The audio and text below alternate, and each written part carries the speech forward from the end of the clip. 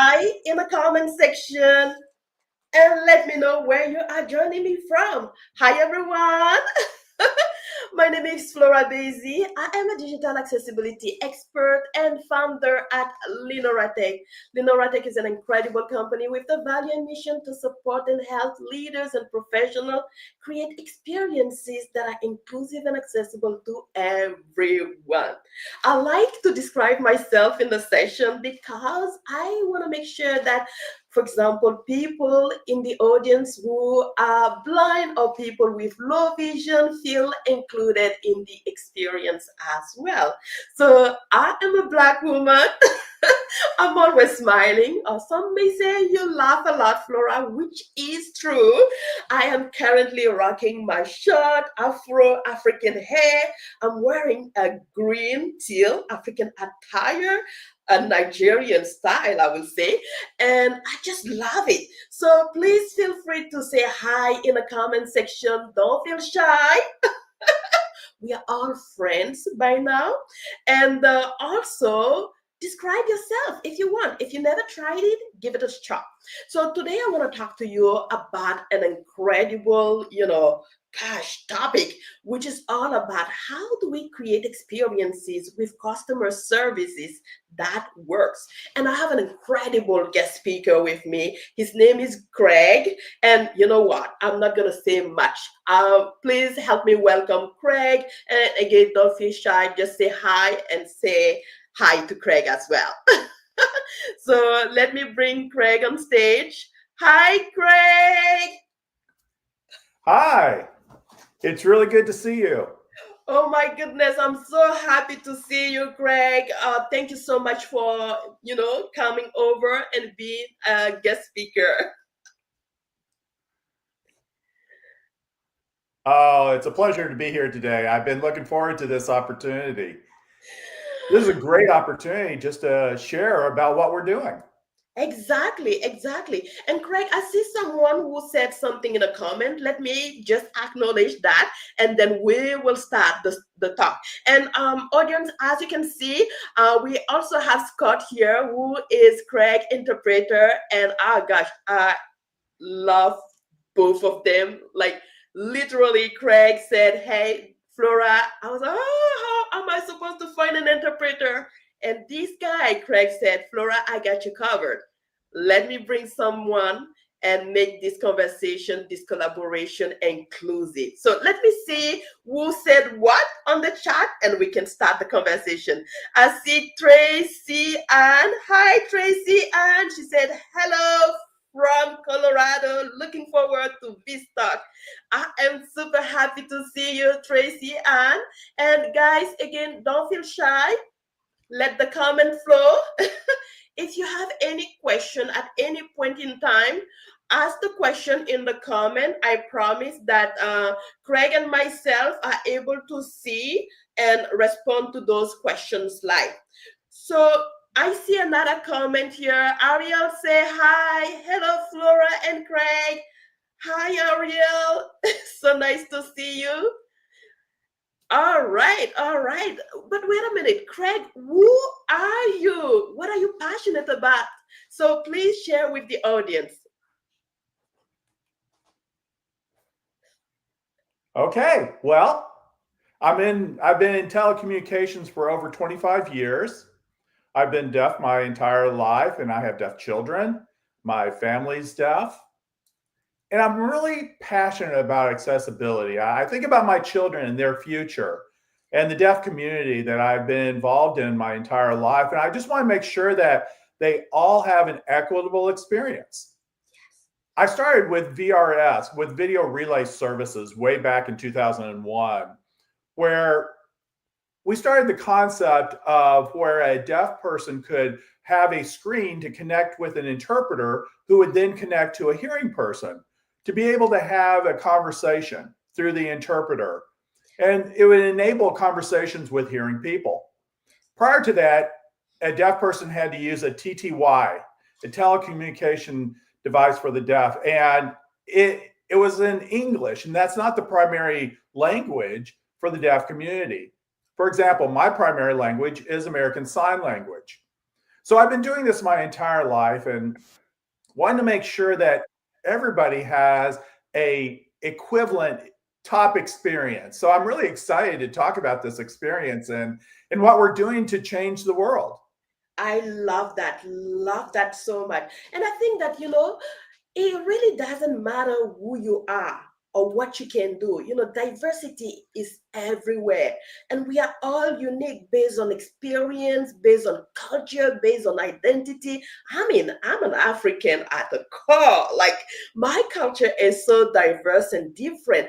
And I know for a fact that in the disability community, the culture is also different. So we are all human beings wanting just access to information, to product, to services, and more. So that get me thinking, Craig, because you said sometimes what you think is working isn't always. Can you share the story about your travel?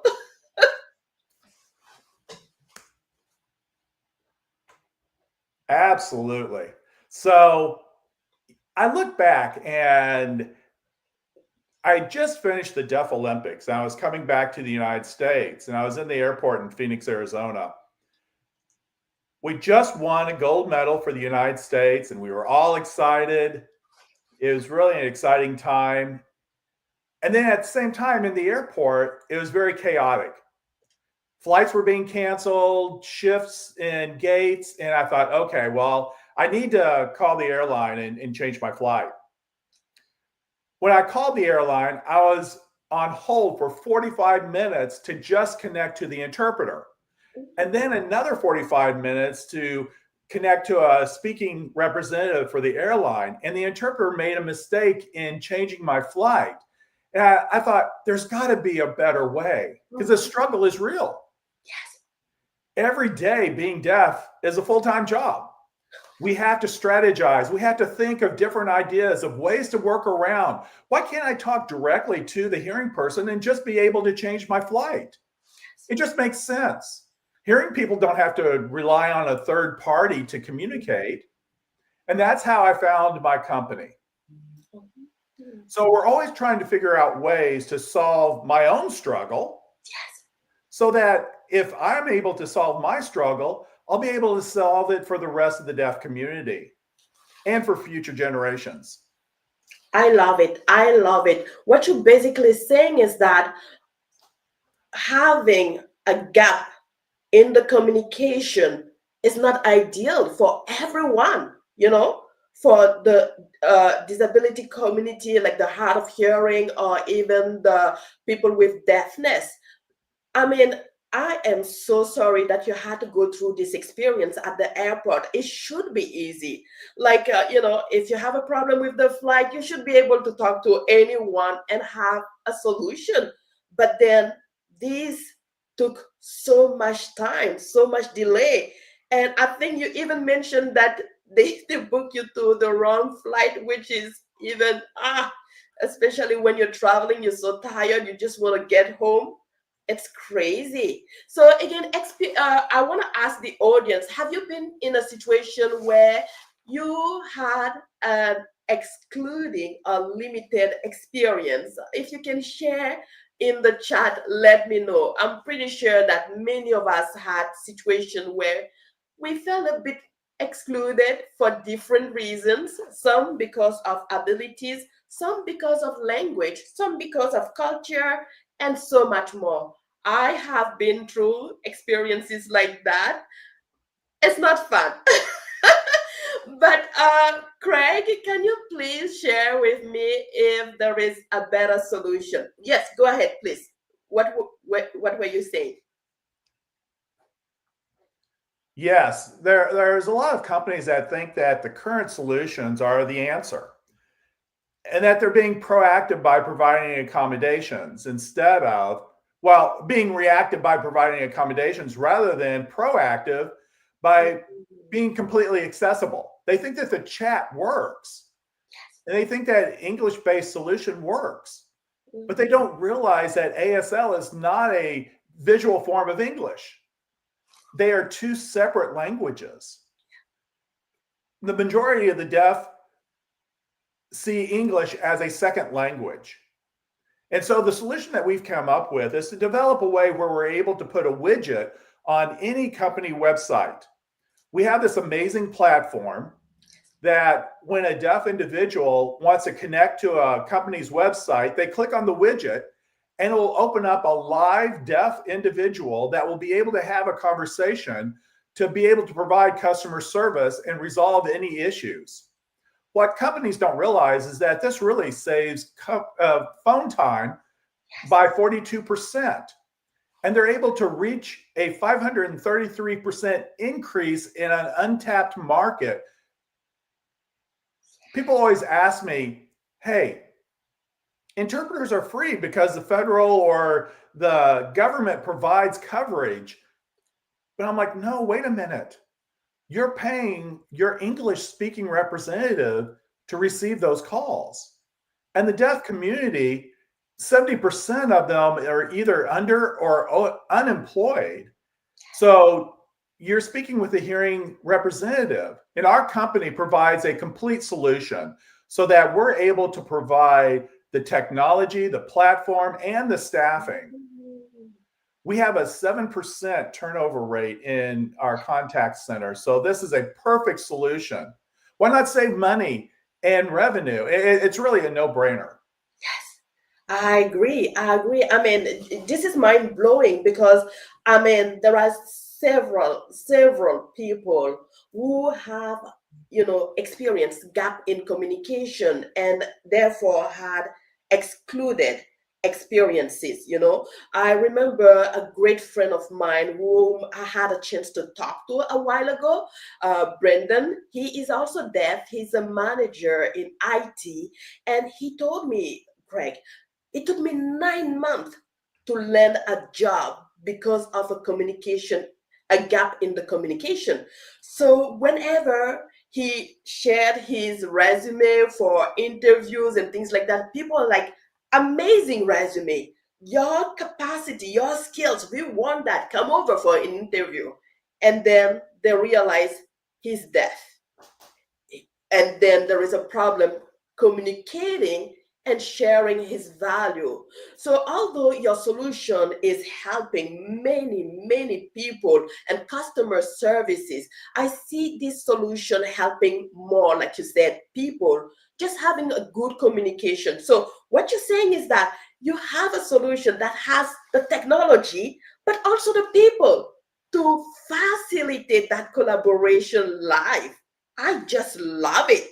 I mean, it's a no-brainer. Plus, it speed up the process of communication. Plus, it is allowing, organization to attract quickly customers. You know, any delay sometime in collaboration, exchange, or request for services usually equals to losing a customer. So your solution speed up that process is definitely for me a no-brainer. But again, why does it usually matter? Because leaders and many people out there sometimes feel like the market for the disability community is not that huge. It's not really impactful. But let me know what you think.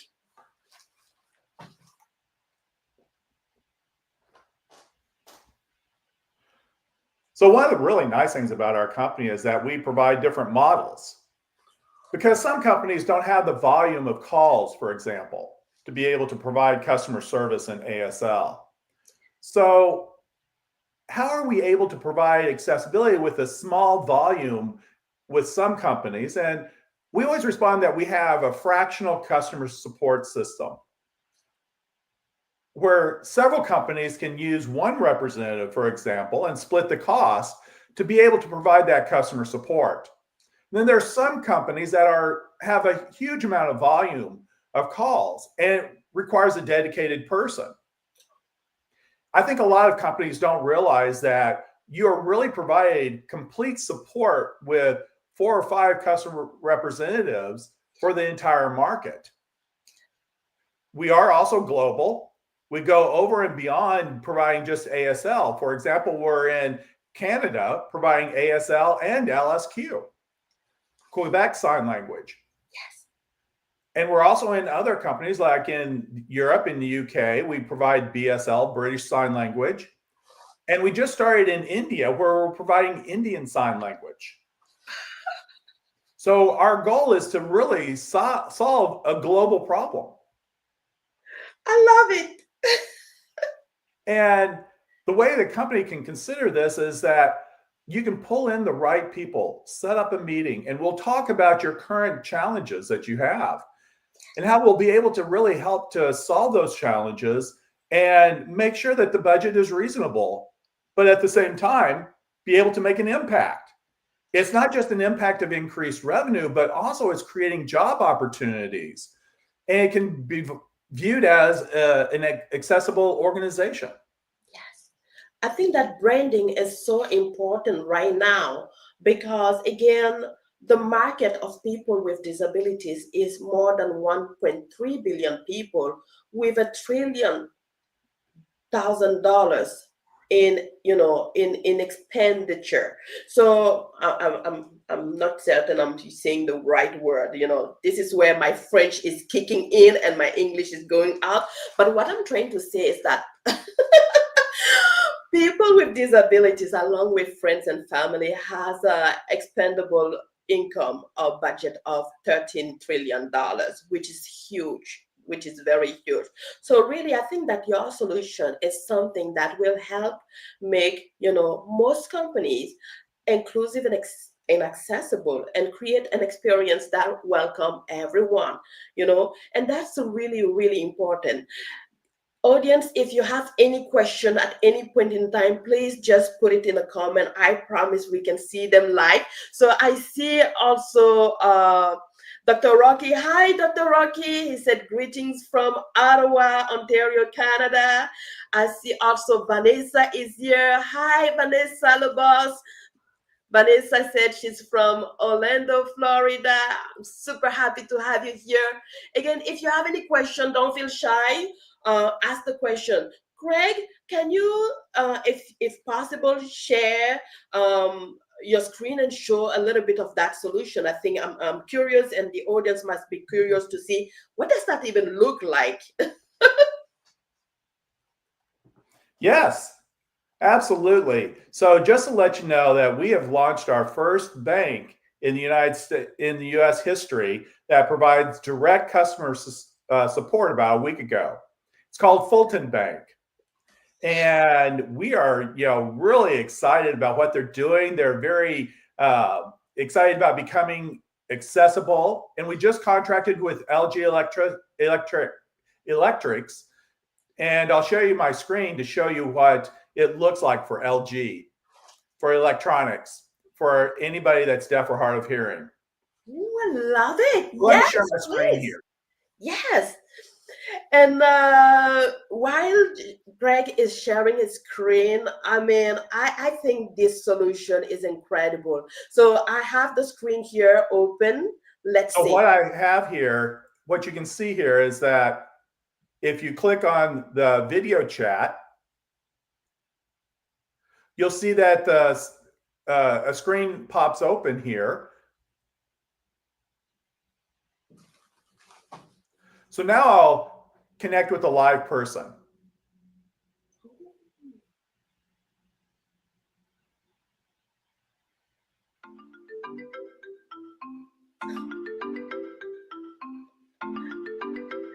It's calling.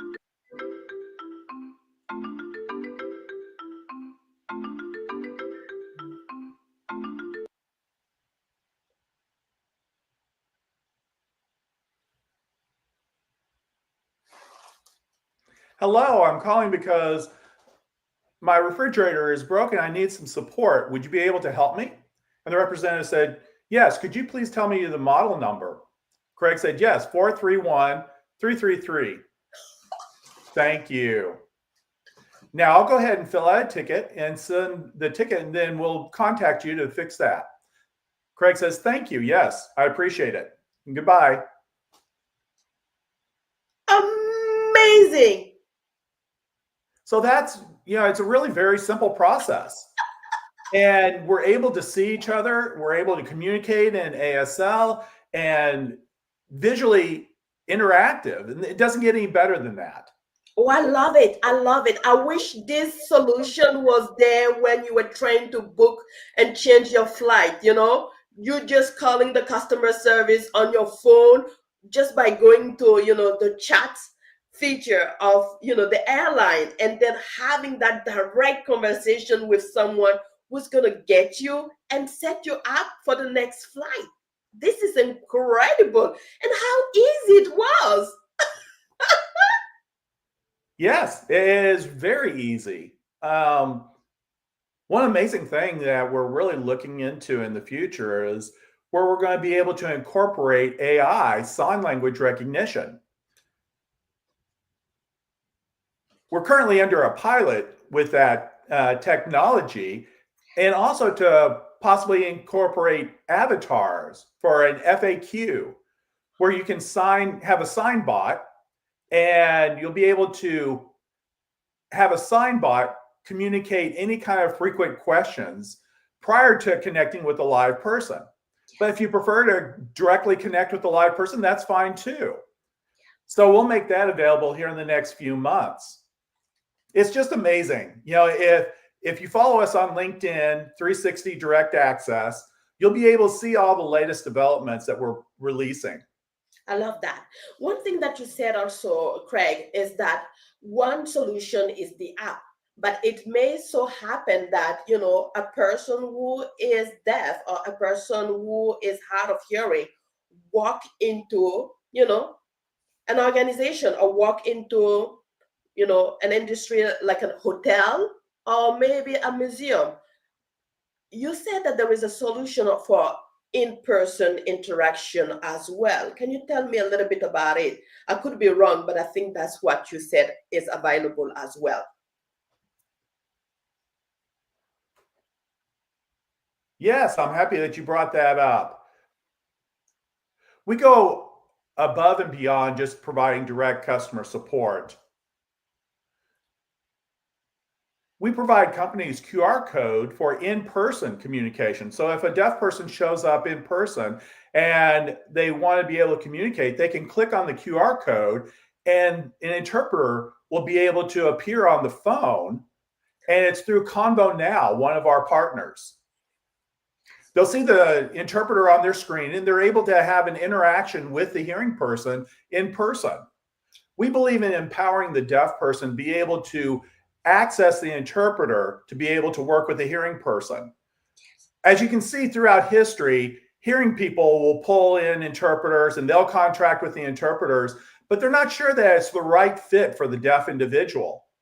We believe in allowing the deaf individual to be able to control that communication process by using a QR code and accessing them. It's a great experience. As I mentioned, we partnered with Fulton Bank, and the deaf person can go to the website, connect to the deaf person to open up an account or order a new card, whatever they need to do on the website. And then when they show up at the bank to talk with the teller, they'll see the QR code right there. At the bank, they'll be able to scan the QR code and their interpreter will appear on their phone. And they'll be able to communicate with the teller. So think about the 360-degree experience, that it's not just about accessing out on the web, but it's also in person and everywhere else. Oh, I love it. And I think that this is really key, because sometimes we talk about the digital world a lot, but there is also the physical world where, you have to be physically present somewhere. And I know for a fact, like years ago, I went to a doctor, and then he was like, I don't usually have people with disabilities coming in my in my facility. And I was like, are you sure? And then we talk about my role, my job in inclusion and accessibility. And the next time I went to show up for another appointment, he said, Flora, I don't know what happened, but someone who is deaf connected with me and said he would like to come for a session, and asked if they had an interpreter. And the person in charge was like, no, we don't even know how, to get an interpreter. So, this confusion made them lose a customer there on the spot. if they had this solution where there is a QR code, you know, the doctor would have said, "Oh, come over. There's no problem. We don't have any barrier. We welcome everyone. We are very inclusive."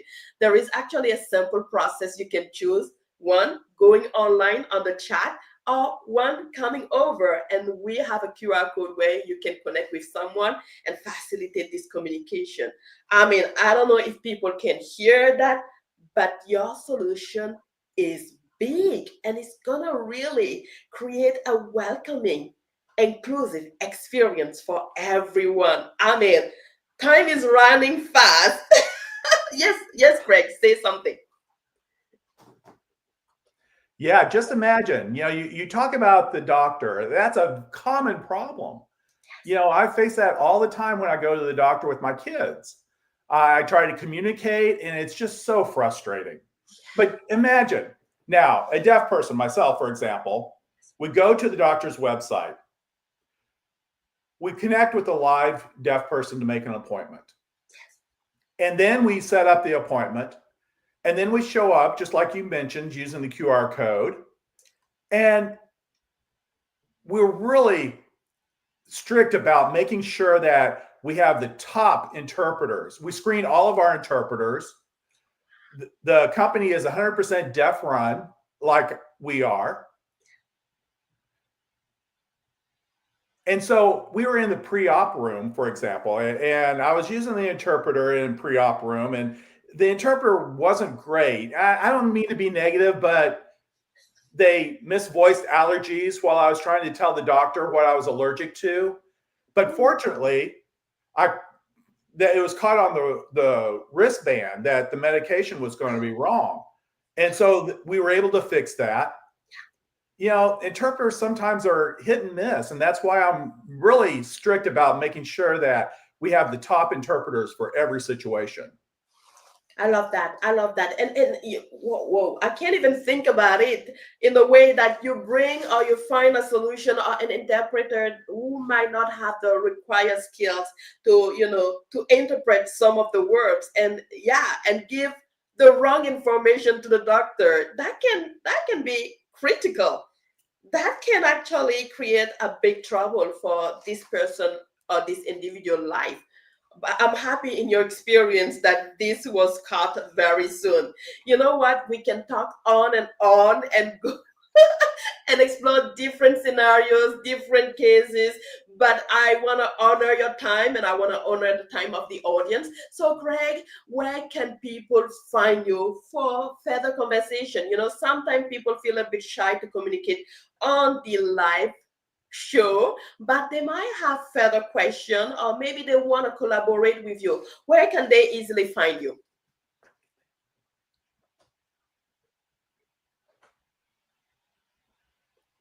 The best way to be able to contact me is through email and our website. Our website is 360directaccess.com. My email is craig@360directaccess.com. One thing, you can also follow us on LinkedIn, 360 Direct Access. And I really want to emphasize that our primary focus here is customer support solutions in American Sign Language. Providing that QR code and interpreter is our secondary focus. We always encourage companies to come and look at that direct access for customer support. That's really the largest part of our market right now. I hope that helps. Definitely, that helps. And again, guys, if you have any question or if you are watching this as a replay or as a recording, feel free to just put your comment down as well if you want, or directly access Craig. Craig, thank you so much. You and Scott were amazing. I really appreciate the time I have with you, and I will see everyone next time. Bye bye. Great. Take care. Thank you.